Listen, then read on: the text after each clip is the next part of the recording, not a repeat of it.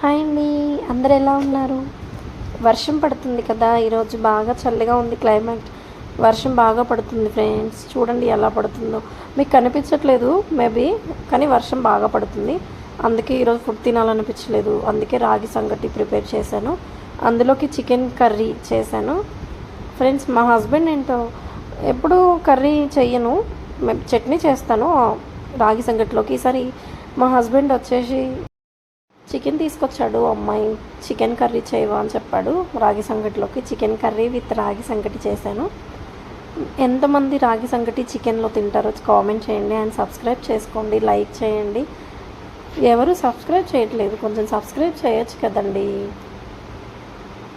Chicken curry ఎలా ఉందంటే సూపర్గా ఉందండి. ఈరోజు చాలా బాగుంది. చికెన్ ఎప్పుడు కుదరదు, కానీ ఈసారి ఏంటో బాగా చేశాను.